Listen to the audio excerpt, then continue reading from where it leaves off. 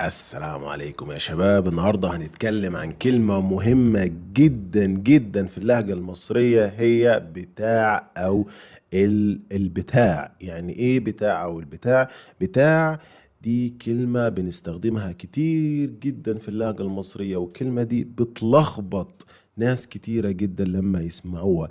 بتاع أو البتاع دي كلمة بتدل على الملكية، وبتكون مضافة أحيانا لضمير أو اسم. بتكون مضافة أحيانا لضمير أو اسم، أو ممكن تيجي لوحدها زي مثلا البتاع. خليني أديكم أمثلة عشان نعرف معنى كلمة بتاع. بتاع، لو قلت مثلا الموبايل ده بتاعي، this phone is mine. هنا كلمة بتاعي يعني mine، الكلمة بتاعي يعني mine. لو قلت القلم ده بتاعك أو بتاعك، this phone is yours. هنا بتاعك أو بتاعك يعني yours. كلمة مهمة جدا يا جماعة، وبنستخدمها كتير جدا. طيب، خلينا بقى، يعني في استخدامات تاني للكلمة دي.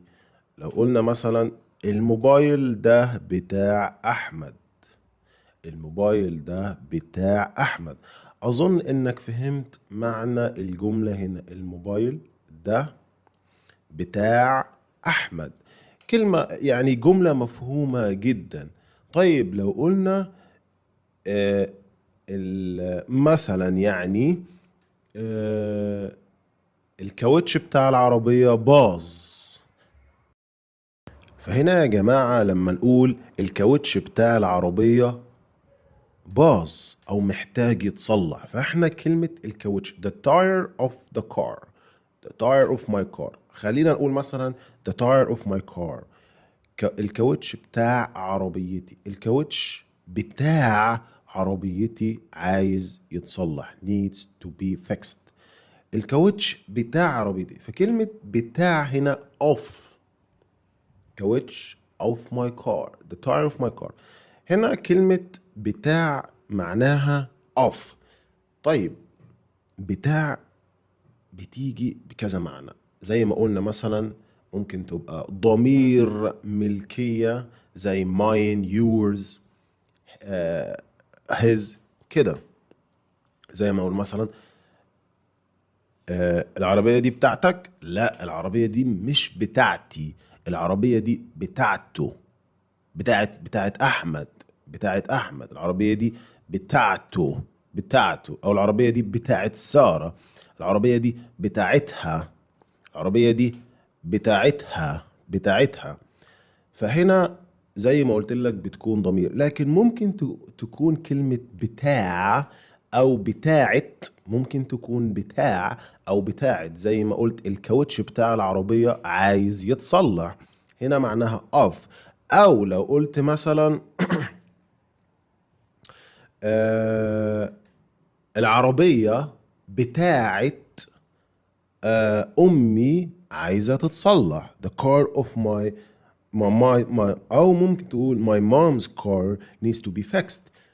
العربية بتاعت أمي. ليه احنا هنا في سؤال مهم جدا يا جماعة؟ ليه احنا قلنا بتاعت؟ ليه ما قلناش بتاع؟ لان العربية هنا كلمة مؤنثة، العربية بتاعت ماما. في الجملة اللي فاتت قلنا الكاوتش بتاع العربية. طيب كده احنا فهمنا معنيين لكلمة بتاع. نيجي بقى المعنى ممكن يكون مختلف شوية لكلمة بتاع. بس هنا في المعنى ده، في الحالة دي هنضيف الألف واللام، البتاع أو البتاعة.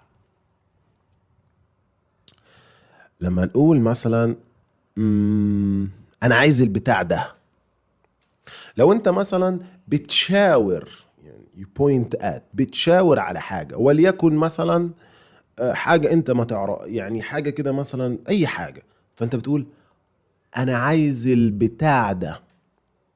هنا كلمة البتاع يعني الحاجة، the thing. I want this thing. أنا عايز البتاع ده، أو أنا عايز البتاعة دي. لو انت بتشاور if you point at something feminine، لو انت بتشاور على حاجة مؤنث فبتقول انا عايز البتاعة دي. احيانا احنا بنقول البتاع او البتاعة لحاجة انت ما تعرفش اسمها، زي مثلا في جهاز انت ما تعرفش اسمه فبتقول انا عايز البتاع ده I want this thing. هنا كلمة البتاع او البتاعة معناها the thing، البتاع او البتاعة.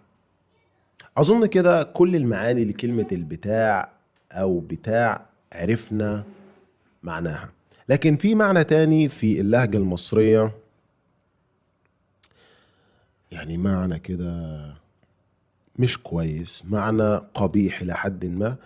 البتاع بنستخدمه في لغة الشوارع، وده معنى مش كويس جدا لكلمة البتاع، وأنا مش هقول معناه لأن أنا في دروسي هنا بحاول أكون محترم على قدر الإمكان.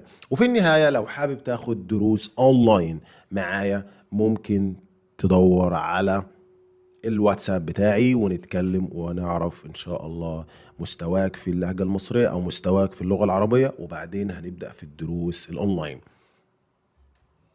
والسلام عليكم ورحمة الله.